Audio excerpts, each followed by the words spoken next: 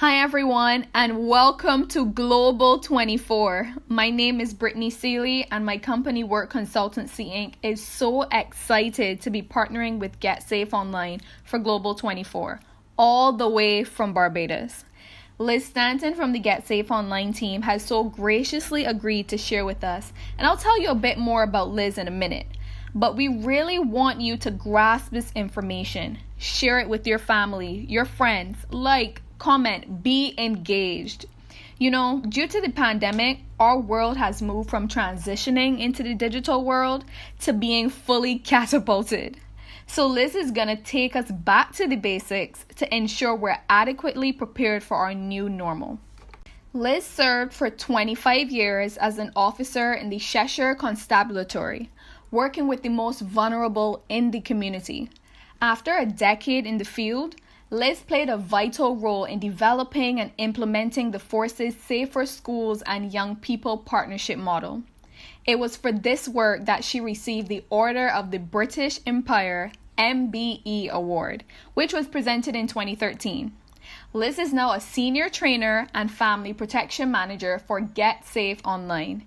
She delivers vital online awareness training to multiple agencies and partners both in the UK and abroad, and most recently in the Caribbean British Overseas Territories. So Liz, I know I would have just introduced you, but feel free to share a bit more with us before your presentation. Who are you, really? So who am I? Well, I live in Wales and we're on week 7 of the lockdown. Life is actually getting a little easier. We're all settling down and some of the routines are getting easier for us all, especially with the kids being around. And when I say kids, they're 19 and 23, but I'll be glad when they go back to work and uni, as their constant streaming and gaming till all hours is testing my morning person's statement, and that I think that's why I've crossed it out, really. They both seem to have turned nocturnal. But anyway, on a positive note, I have found peace in the shed where I'm actually broadcasting from, because that's the only place I get some peace and quiet. With the husband, 2 sons, a dog and an 85-year-old mum around the house, space is very premium for us. But we are all adjusting. We've got our health, which is a blessing, and that's all we can ask for. But just a way of introduction, we are a UK non-for-profit organisation working in partnership with government and leading organisations in banking, retail, internet security and other sectors. Our advice is always completely up to date, and we consistently signpost users to the most effective and up-to-date resources, which, as we all know, changes on a regular basis.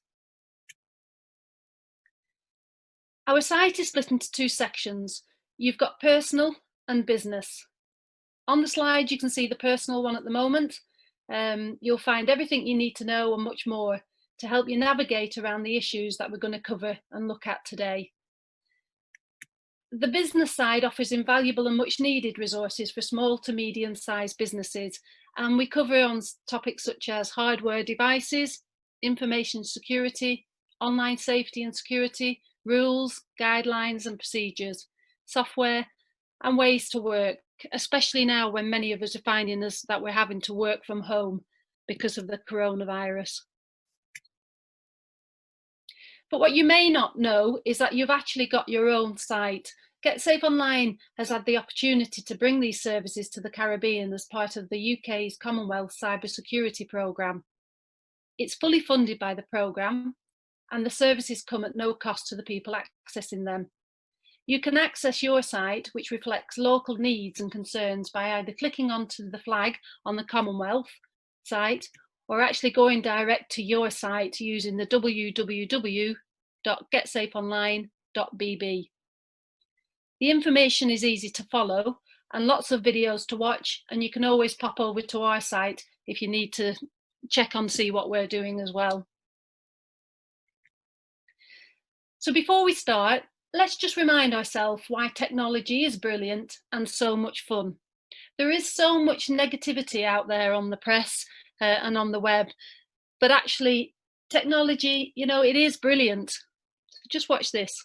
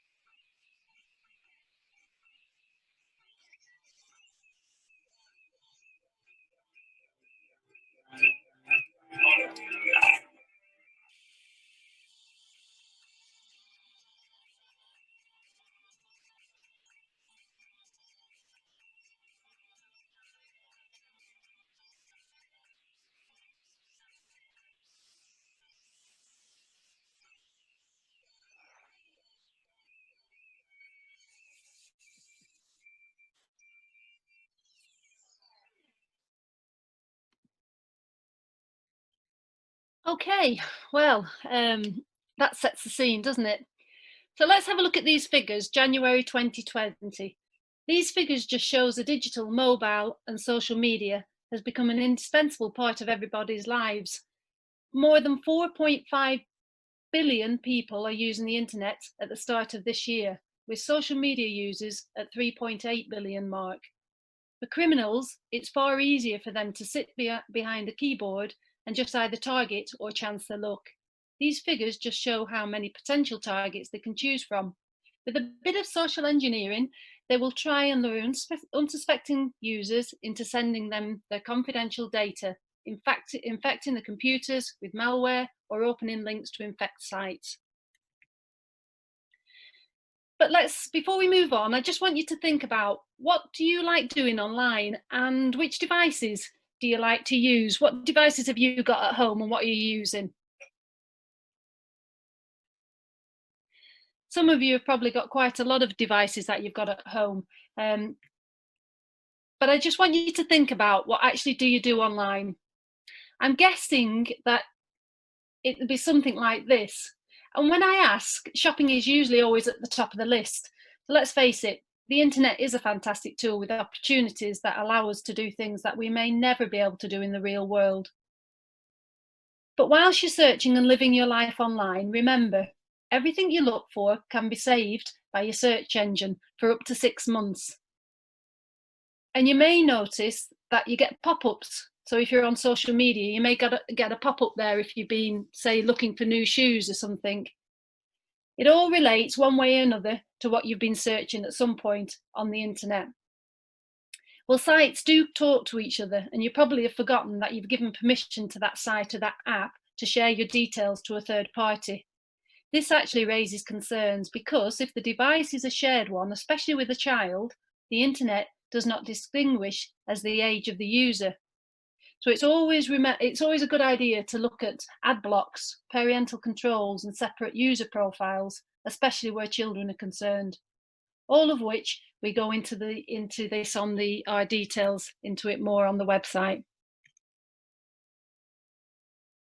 But when I asked to think about what devices do you use and what devices you've got at home, did any of you think about smart devices? This is quite a list, but obviously it's not an extensive list at all. Connected devices and toys can be found in most homes and have changed how many of us go about our daily lives and how our children interact and play. What's the first thing you actually reach for in the morning? I bet it's your actual mobile phone, because most of us use it as our alarm clock. And when you go to it and turn your alarm off, you're then looking maybe at your social media, the weather, you're just checking your emails, and before you know it, you're late for work. But let's just have a look at this. Because we take smart devices for granted, it's easy for us to forget about them. So it's actually worth looking at what potentially compromises you and your family. Apart from your data being unintentionally shared by the devices, there's an additional risk from devices which can actually be designed for communication surveillance, for example, smart speakers and cameras. It's wonderful that your fridge recognises that you might need more milk, but imagine coming home from work and finding your freezer defrosted. But what about the baby monitor that starts playing music or talking to your child? Now that is scary. So as a starting point, it's essential that you change your passwords from the manufacturer's default and register the warranty so that if there are any updates, they will be done. Also be wary of purchasing cheap or second-hand devices, as they may not have the same high standards or may possibly already be corrupted. Also, if you're thinking of selling or disposing of any of your devices, or passing them down, or even passing them up to elderly relatives, you must wipe them clean first, otherwise somebody else may just benefit from the information that's been left on them. Remember, anything that can be connected to the internet can be compromised, hacked, or corrupted, so it's worth treating these devices as if it were your mobile phone. These too need updating and keeping secure, so it's worth checking what devices are connected. And if you don't need them anymore, turn them off or just connect from the Wi-Fi. So we're just going to take a little bit of time and actually look at what the threats are out there. These threats are universal, and some have been around for many years. They may be old, but the criminals are getting smarter and are making them more complex. The one thing that these have all got in common is that they are victim operated.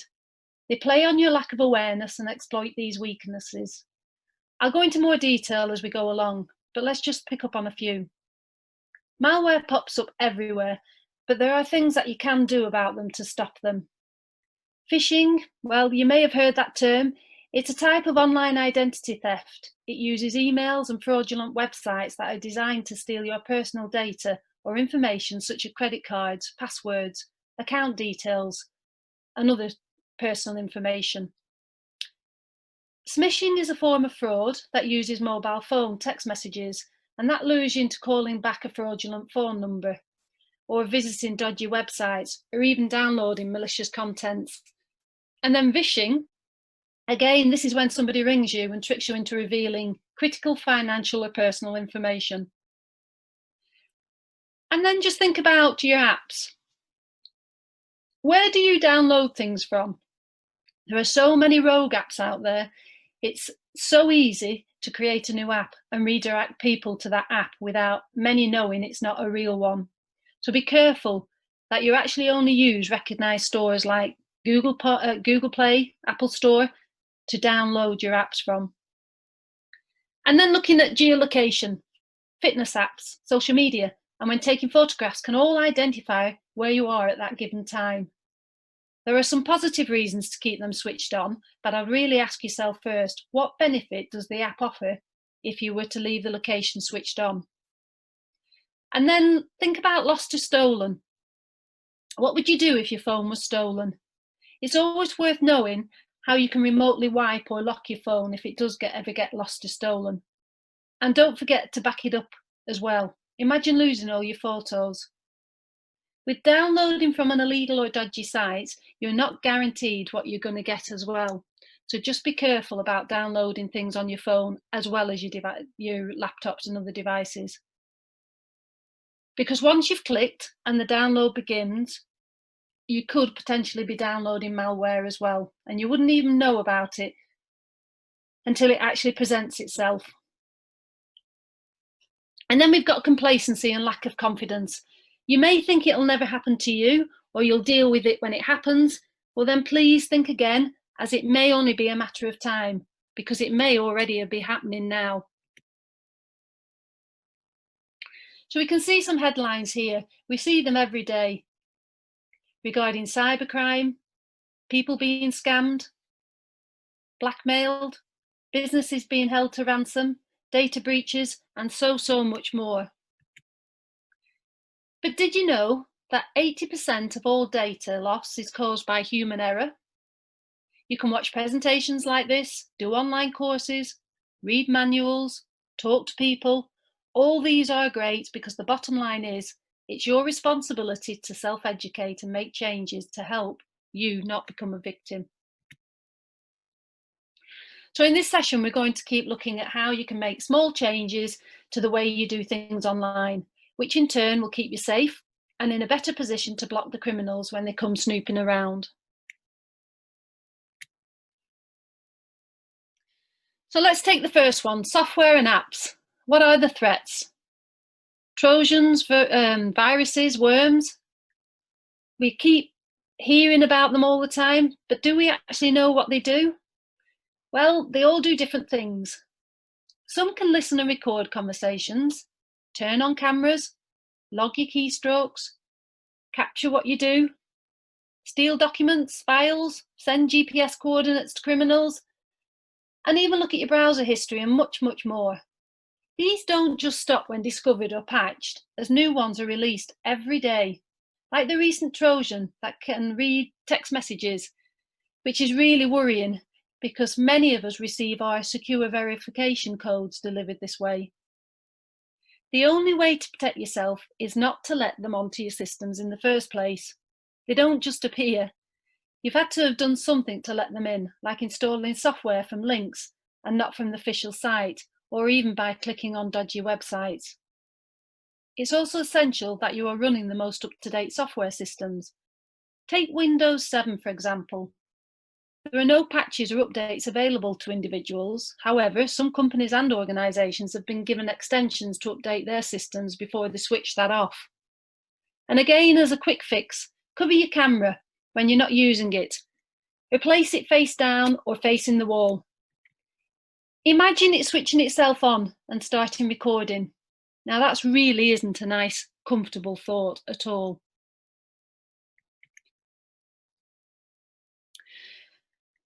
So again, looking at internet security and what can we do? Well, check what's available already on your devices. Install the latest software and app updates and ensure they're switched on to upgrade automatically. And don't forget to register any smart devices with the company so they can also be updated when new patches are released. If the phone is bought from a phone provider, then it should already have antivirus installed, but it is worth checking anyway. Remember, Trojans don't just appear, it's you who've let them in. And you may have heard the term jailbreaking. Well, this is when you switch off software restrictions, which then leaves your phone vulnerable to everything else. So if you are buying a second-hand phone, just check it hasn't been jailbreaked. And downloading and clicking on dodgy websites aren't the only way to infect your devices. And many people use the computer as a charger for their phone, or they'll use a USB memory stick for storage. If these have been infected, then the malware will just transfer onto the computer too, and vice versa. So make sure you keep your backup device separate and secure from your computer, and don't just leave it in attached all day. There is an argument to be had in that some say Apple devices are immune to malware. Well, it's very rare, but there has been and will continue to be developed malware that will attack Apple devices. So as the nature of cyber attacks continues to change, I think it's important that every user does what they can to protect themselves and obviously others as well, whatever system you use. And looking at backups, how would you feel if you lost everything or your device was locked or, as I say, even stolen? Have you thought about backing up your devices, even your phones? It is important to get into the habit of either downloading onto a memory stick or a hard drive. If you back up this way, just be mindful about the malware.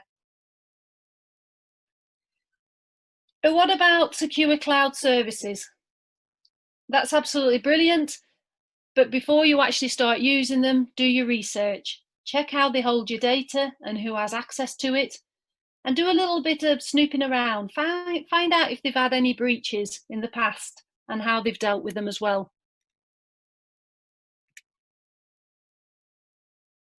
So thinking about passwords, let's just have a look and see how easy it is if you are the weakest link, especially within an organization.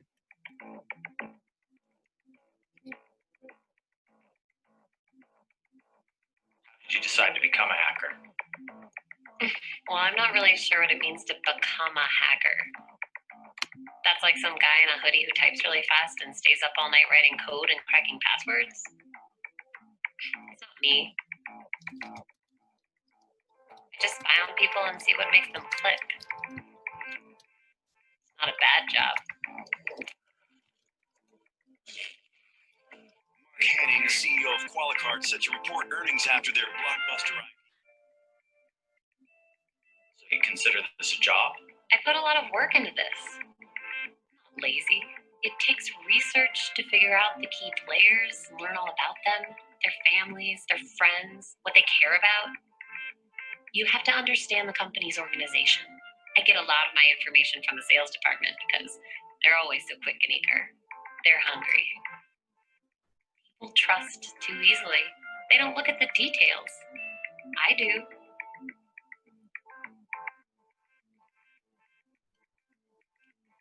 Details matter. That's what I'm good at. It has to look completely believable. It has to look familiar.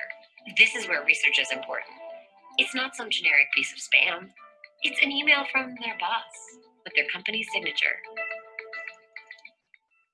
It's written in the voice of the boss.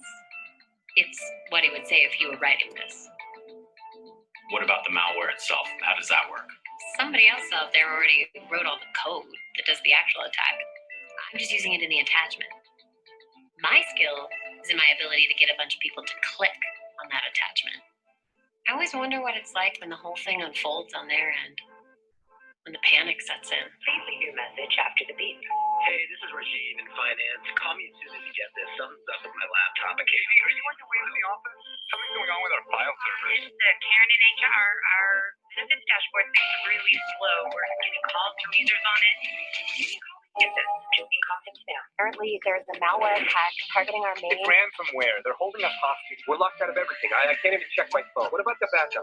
That will take days. We need this fixed now. Just pay it. We don't have a choice. We're reporting earnings in 2 hours. But how do we know that Just they'll... pay it. Put every single person on getting us back up and running. That's the only priority now.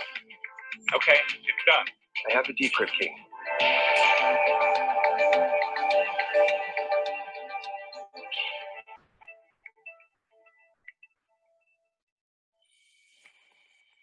We have a big problem. The ransomware was just to distract us. They got inside. They got everything.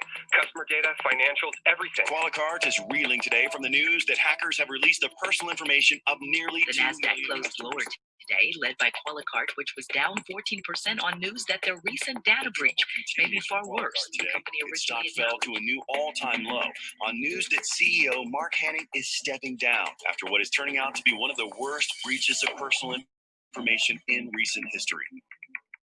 You feel bad about releasing the personal information, all the financials, all the money that was lost? All I did was get the files. I'm not the one that decided to release them. I'm not the one that shorted the stock. Somebody else had their reasons for that. It's above my pay grade. I was paid to do a job, and I did it well. And that's what's expected of anyone, isn't it? Anyway, markets bounce back.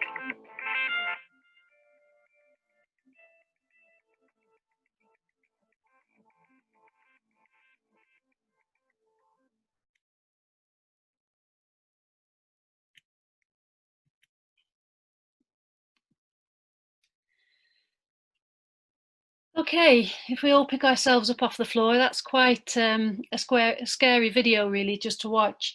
I will look in more detail about ransomware and what could potentially happen next week.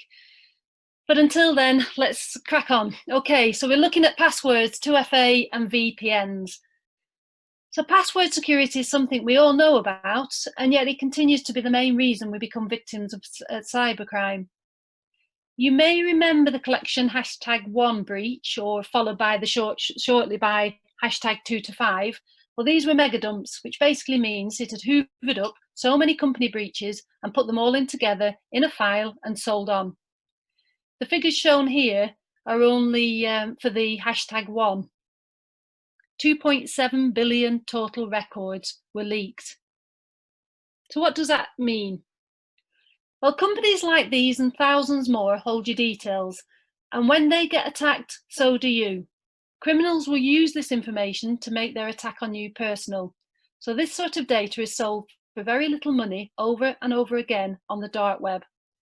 And just have a think about what passwords do you use and what emails do you use for the things that you sign up for online. Everything seems to have a price on the dark web, and many online accounts contain enough personal info to enable so many different crimes. So for example, fraudsters can use hack food delivery accounts to order takeaways. A Skype or email password can be sold for just £3, despite the fact that the criminals can then use it to send messages out containing phishing links to all your friends. Your eBay details allow fraudsters to dupe buyers into sending them money for fake listings. Or even Netflix is a route to identity fraud, with the added bonus of them being able to stream content for free. And these figures do change on a regular basis, as it all depends on the demand. So it's simple really, using the same passwords for all your accounts makes you vulnerable, and weak passwords can be hacked in seconds.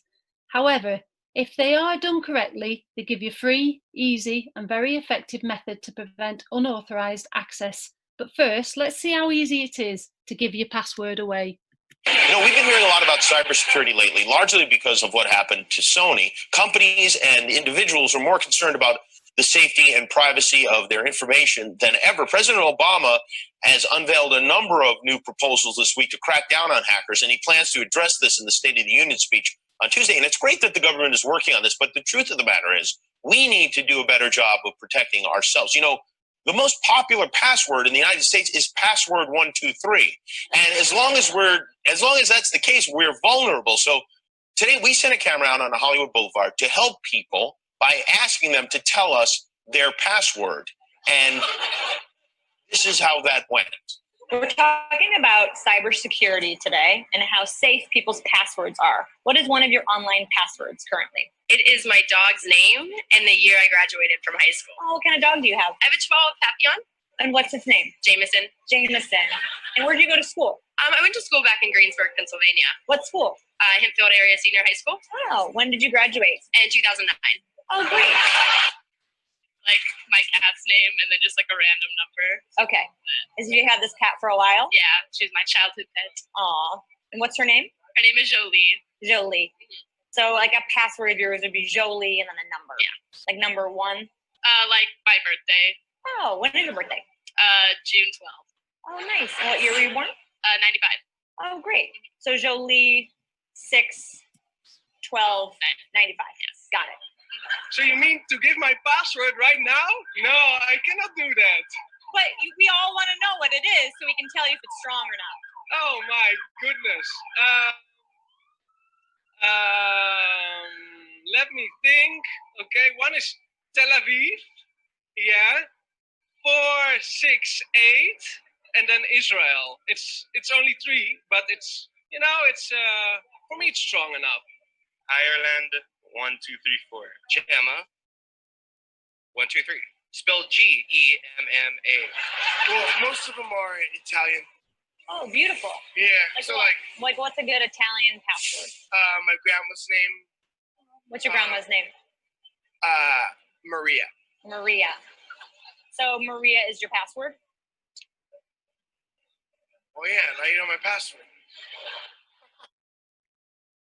That always makes me chuckle. It may be quite an old one, but it does get the point across straight away. And I'm sure most of you are on social media, and I'm going to cover this in more detail next week. But I just want to remind you about the other ways criminals can steal your passwords. So with social media, everything you post is one step closer to letting the criminals in. How many of you have seen posts like this on your Facebook site? You may not realise, but many of these questions are the same you use in your security questions. I'll leave that with you, and especially next week we'll cover it in more detail, as I say. So creating strong passwords. I do understand it's hard to remember all your passwords unless you just have the one, and I'm sure that's why many of you are resetting passwords on a regular basis. But all you need to do is use a sequence of 3 random words and add in some special characters, and you will then have a formula which is simple to remember and yet hard to crack. Don't use anything that's connected to you personally, like your first pet's name or even the word password even, which you'll be surprised at how many people do use that. Make the password long, at least 12 to 16 characters, and please don't share them with anybody. So use strong passwords that aren't easy for hackers to guess, and use different passwords for all your accounts.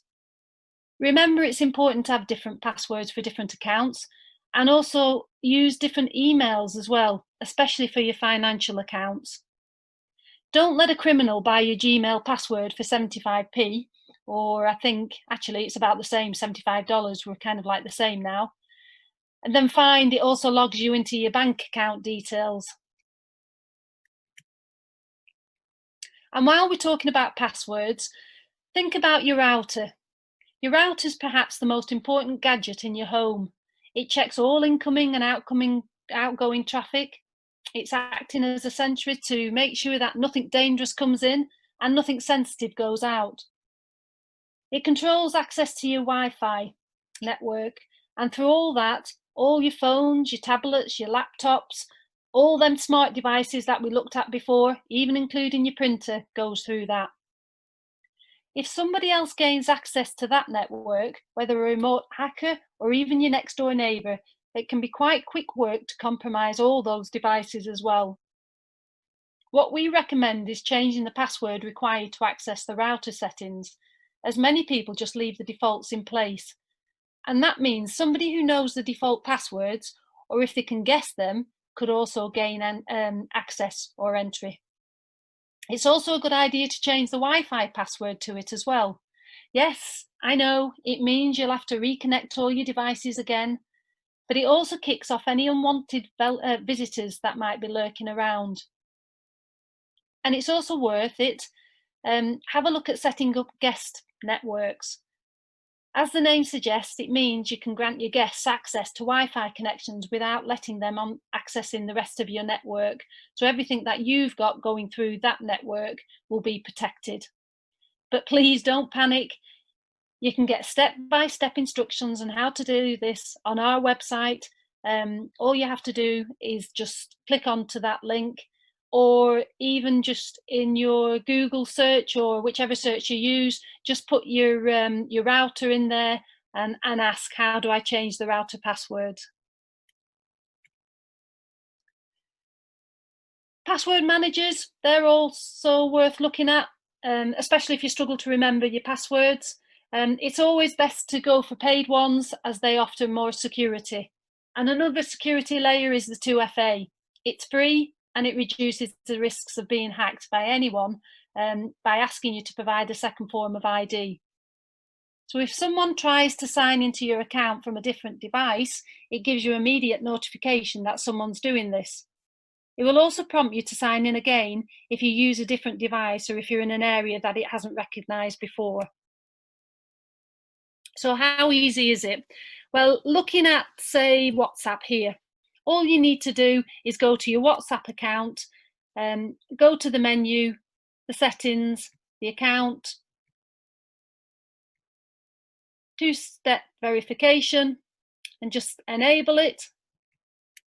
And then what happens that you'll create a 6-digit PIN code. That's easy to remember, but also make sure you add your email address on there, because if you forget it, you can retrieve it that way as well. And then every so often, again, it will just ask you to verify the PIN. And if you're using a different device, it'll ask you all the time. And the other one possibly is to look at is VPNs. They are, again, another layer that helps protect your data, and it'll monitor your traffic as well. But there are 2 points to consider about using a VPN. Where are you, and what are the chances of being intercepted if you don't use a VPN? But what I do stress on this one is do your research before you buy, and definitely don't use the free ones, because you are trusting the provider with transferring all your data.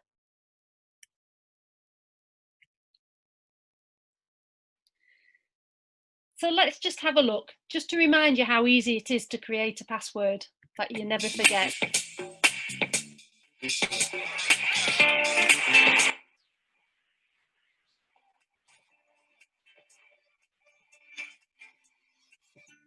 Passwords are always a problem. We know they should be complicated to stop the hackers, but then we can't remember them. So we go for easy ones, which hackers just love. We live in a world where passwords have multiplied like rabbits. Passwords, PIN numbers, usernames. No brain, however big, can cope with what seems like millions of them. Criminals know that many of us use passwords like password, or football, or QWERTY, or even a relative's name. The fact of the matter is, if a word is in a dictionary, then the hackers can crack your password in seconds, which means they can get their hands on your cash, your personal data, even pictures of you and your family, your entire life. But a good password locks them out. So it's worth taking the time to invent one that it'd take too much effort for criminals to crack. And actually, it's quite easy. Here's how. Choose 3 random words that you can remember, and a date that's easy to recall. Then put the words together.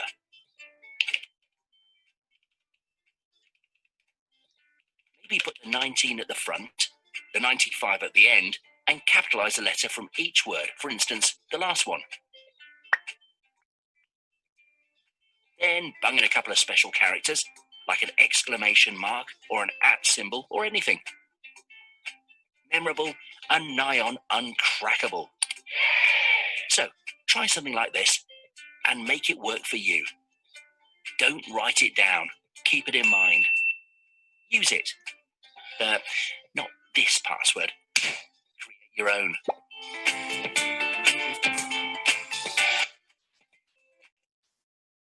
Okay, just before I move on, we used to always say don't write your passwords down, but that actually has changed.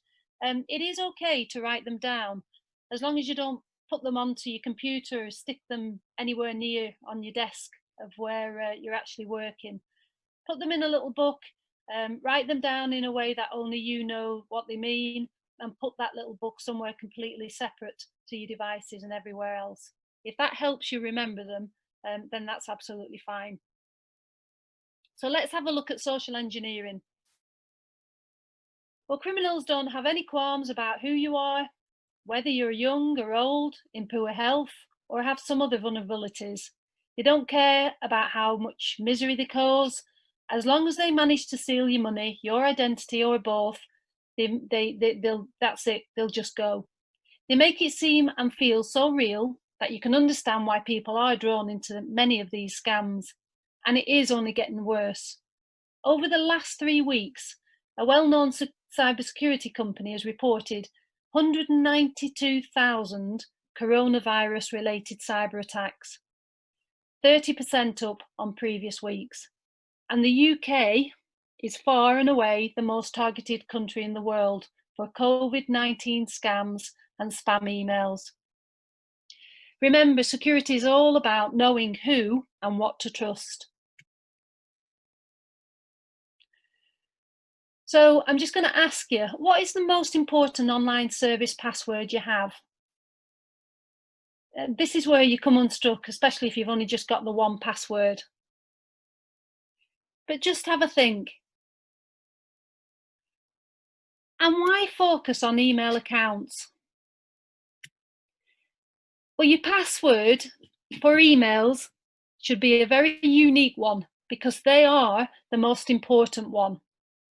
And there's 2 reasons for this. Your emails are havens for sensitive information, Remember your other half emailing you a picture of their passport? Well, this could be used for identity theft. Your parents sent you their payment details? Well, how about financial fraud? And all those accounts, registration emails can help cyber criminals know all the online accounts that we hold and give them access to them all via password resets, which remember go into our inbox. And then you've got immediate verification. By compromising your email and sending scam emails out from your valid email address, they have immediate validation in the eyes of your friends and family. It's a great way for them to quickly access a high number of people to further scam. But as I say, there's lots of information on the website about these. So remember, your email account contains a wealth of sensitive information. Criminals can use your email to reset passwords, to obtain personal and financial information, such as bank details, your address, your dates of birth, leaving you vulnerable for identity fraud and theft. So secure your email accounts by using a separate password for each email account you hold, and plus enable the two-factor verification. And make sure your email spam filter is always switched on to minimize the risk, but just be aware that some may slip through as well. And do regular health checks on your spam and trash boxes. Delete them and don't just let them sit there forever.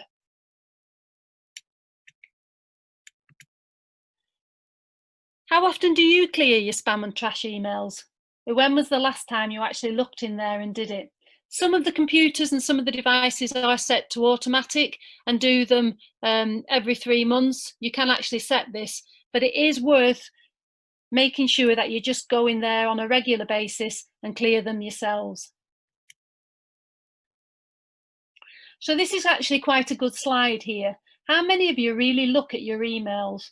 And this list should help you decide if it's a genuine one or not. So let's have a look. Genuine email address. Even if it looks real, don't immediately trust an email address without actually doing some of the digging, because email addresses can actually be cloned as well. And what about the impersonal greetings? Scams often use generic greetings and not your name. And it sounds a little bit vague. Be vigilant if the details seem unclear. What about poor formatting, as in spellings wrong? And then they're asking you for personal details. Please don't click on any email asking you for personal details, even if it's saying to cancel something. If you start to receive lots of spam like this, then it could possibly be an indication that you've been compromised.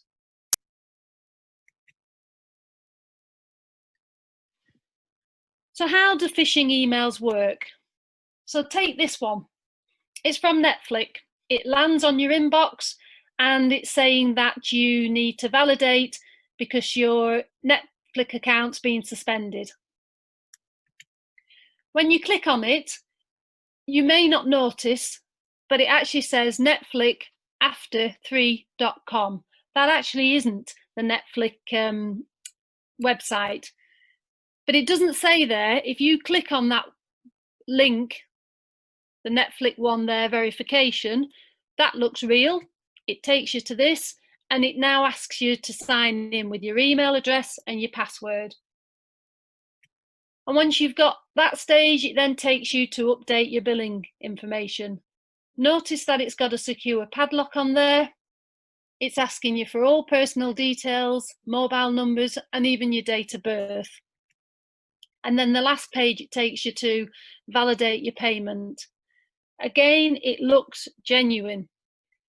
But the worrying thing on this one as well, it's asking for all your credit card details, your expiry date, your account number, your sort code, and even your mother's maiden name.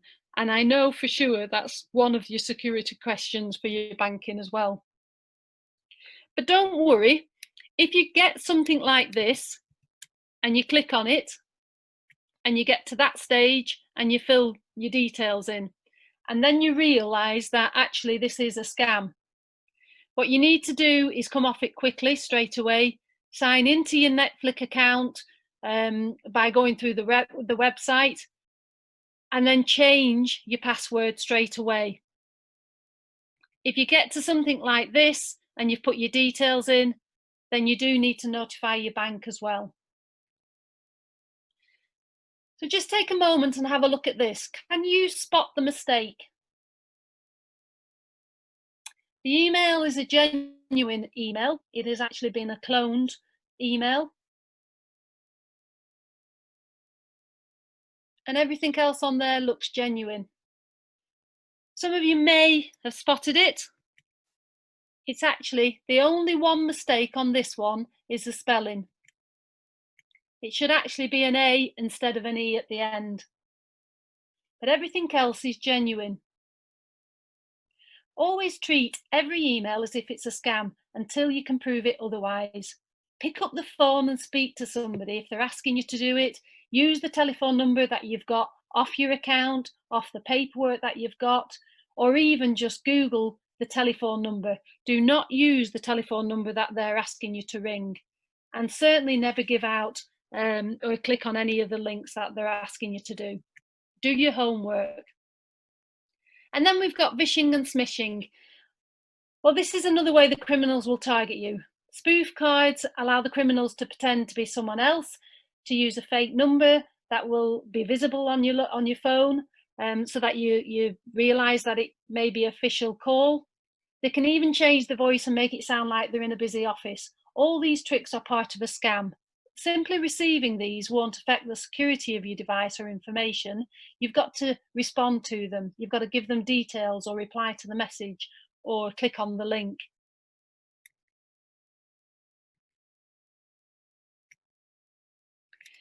But just let's take a look at this and watch how easy it is for somebody to actually clone or to hack into your accounts. So I invited a few of the world's best hackers to try to hack me and show me where my vulnerabilities are. And now I'm going to meet them in Las Vegas for DEF CON, the biggest hacker convention of the year. They're going to hack me using social engineering, which is essentially hacking without any code. They just use a phone and an internet connection. You want to do a sample phishing call? What's phishing? Phishing is voice elicitation. And basically what you do is you use the phone to extract information or data points that can be used in a later attack. Let's do it. Who are you going to call? Maybe I'll call your cell phone provider and see if I can get them to give me your email address.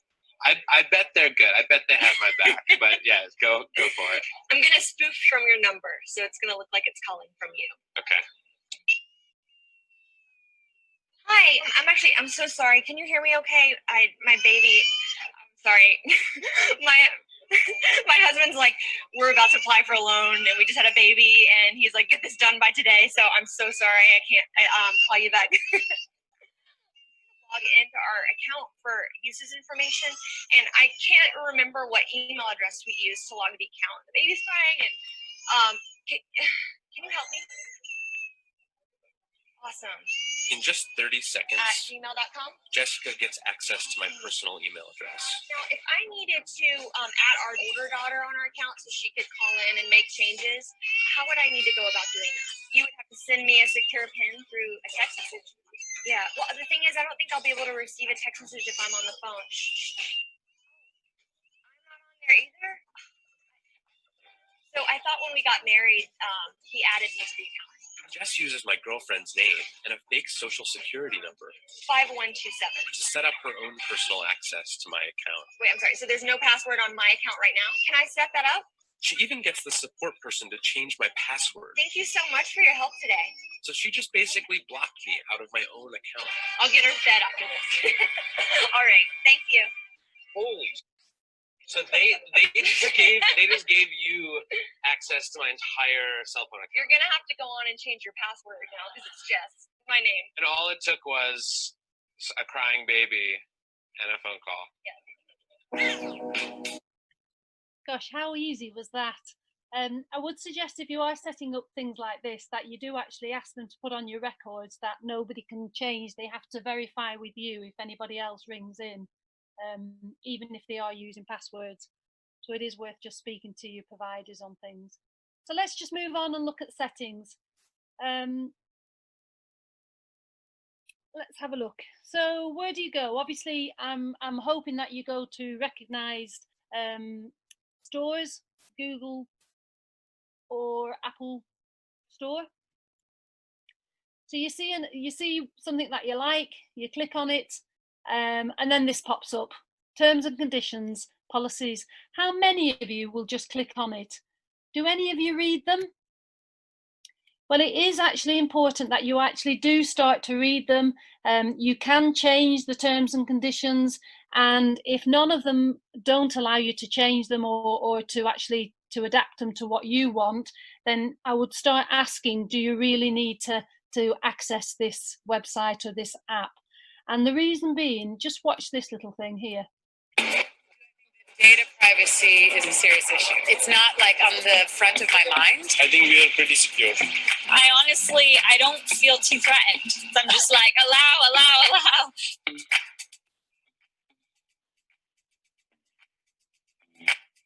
I agreed to let this app change my device's call log, including incoming and outgoing calls data. So why would they want to change my call log? Do you have any idea? So I allowed this app to record audio at any time without my confirmation. That's pretty terrible. This may allow the app to share or save my calendar data, regardless of confidentiality or sensitivity. It's offensive. I give this app permission to modify calendar events and send emails without my knowledge. I give the app permission to read my text messages. Read my text messages? Read my text messages. Allow this app to modify my contacts. Modify my contact. Modify my contacts. That's scary. I give this app permission to read my personal profile information. Give the app permission to use my precise location. That's not something that I think anybody else needs to know. I agree to let this app automatically turn off airplane mode. Turn off airplane mode. Is that real? That's insane. I give this app permission to read all data about calls on my device. Yeah, it's Why would they do that? That I'm actually kind of surprised about. For real? Is that true? Oh my. Thank you for alerting me to all this really bad. I feel like I'm giving over my life to an app.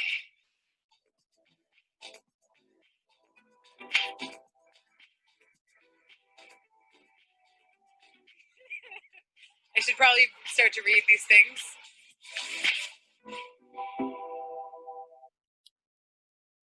So for all them apps and everything that you've signed up to and downloaded, it is actually worth going through all of them. If you don't use them anymore, please cancel them, remove them, change them. Because most permissions that you've given probably years ago, especially the social media sites, you're giving them that they can see what you search for, you interact with, your chat history, friends list. It just goes on and on and on, and locations. So if you don't change them or delete them, they will stay, and you've probably signed up to them saying that they can pass your details on to third parties as well. And that's where you start to see all your information and emails coming through, offering you holidays and everything else. The other thing is, when you're looking on for your websites, please just get rid of them. Sign out of them. Don't just leave them sitting on your phone there at all. Yes, it drains your battery, but also it means that they're still open. You're still signed into them. So if your phone or your device is compromised, the criminal can carry on being you. And if you're not quite sure how to do it, everything is done under your settings. So depending on what device you have will depend on what your setting sign looks like. And let's just look about being out and about as well. So if you were to look at your phone now or your device, do you have your Wi-Fi turned on? And if you do you actually know what it's connected to? Well, if you're actually sat at home, it's probably connected to your home Wi-Fi address. But when you're out and about, it'll be looking for a Wi-Fi hotspot. And what we say about that is presume all Wi-Fi hotspots are insecure, because they probably are. And use your own data rather than connect on to somebody else's hotspot. And if you can, use a paid for VPN. Let's face it, Burger King sells food, not security, because it's so easy to set up a spoof Wi-Fi. You can see here a little device, it's called a Pineapple. But basically what that does, it sends out a Wi-Fi signal and it's looking for devices to connect to it. And your device will be, if it's switched on, will be searching continually for a signal. And if it finds one, so say you've been to Burger King before and you've signed already into that Wi-Fi, if a spoof Burger King Wi-Fi is set up, it will automatically click onto it and connect to it, and you wouldn't be any the wiser. So just have a look at this little video and it will explain to you how easy it is to set them up and how easy it is for the criminals to steal your details without you even knowing.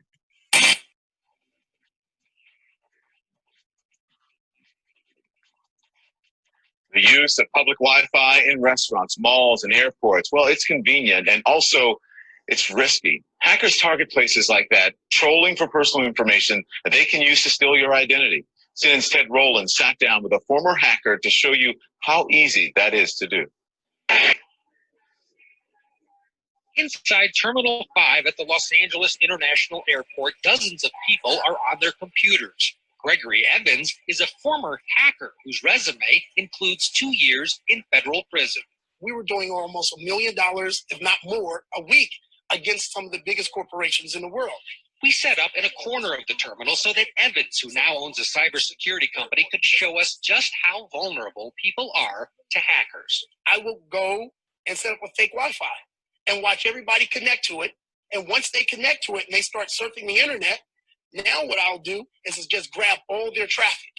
We launched a fake network named LAX Free Wi-Fi. Within minutes, people started connecting to it. Evans then showed us how a hacker can record everything off a computer that joined our network by tracking what I was doing on my laptop. So if they go to their bank, it'll grab all their banking information.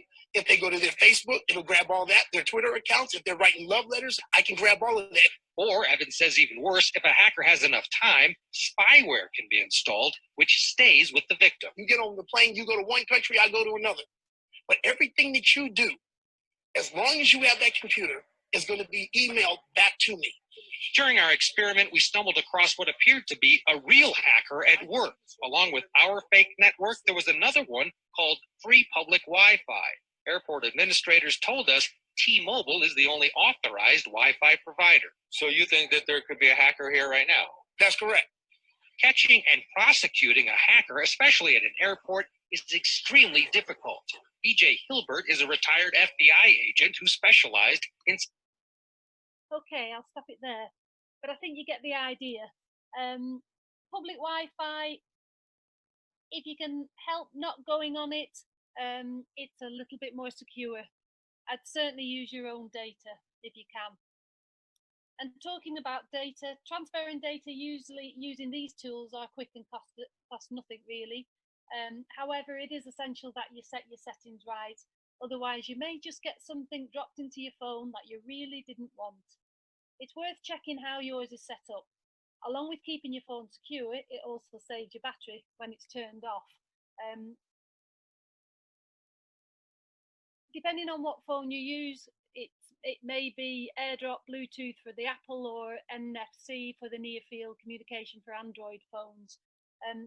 Lots of information on the website about the do's and don'ts of having it switched on and switched off. I do understand that some of your tracking devices, if you've got a Fitbit or something, then obviously that uses the Bluetooth. But just have a think about, do you really need to have it switched on? Can you just keep switching it on and off as and when you need it? And then the other thing is location services.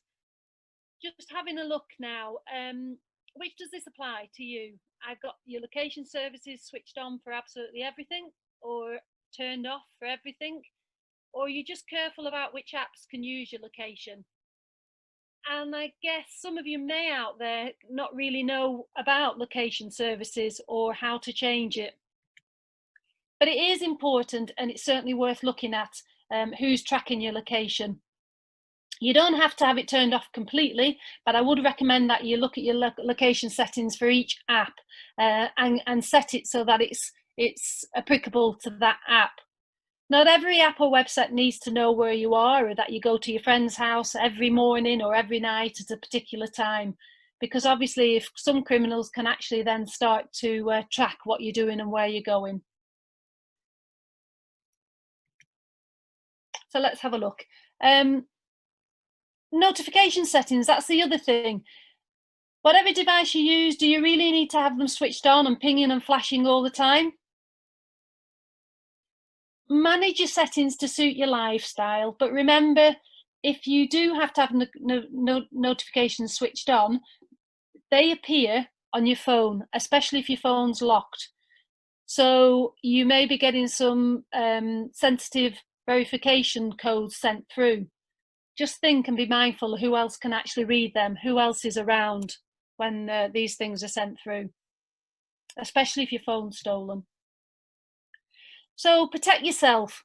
3 online basic rules, that's all it is. And just to recap and to start you on the right track for having good cyber hygiene, just follow these 3 simple basic steps. I know I've talked about quite a lot of things and you're probably thinking, where on earth do I start? But first of all, remember, if you are running old systems, then there aren't any updates or patches available for them. So it's no use running an old system and then also trying to do your security software updates. It's not going to match and it's not just going to happen at all.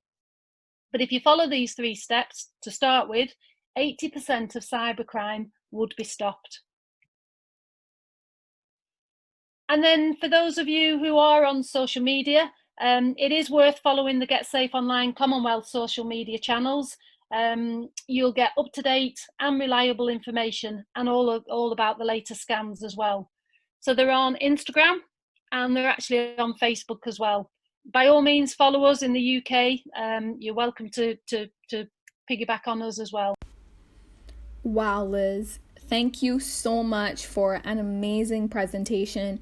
I do think that everyone who tuned in will be able to benefit from this information and start applying it to their lives from today. So again, thank you so much.